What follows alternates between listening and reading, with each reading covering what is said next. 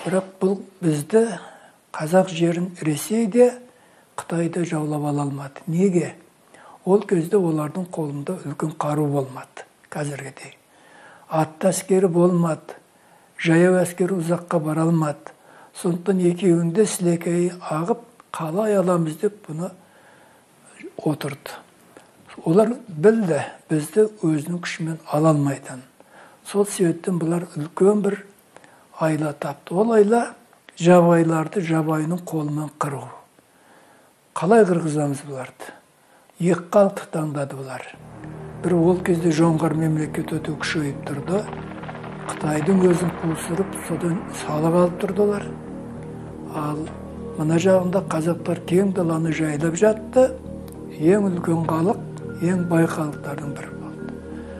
Осы екеуін соғыстыру керек болды.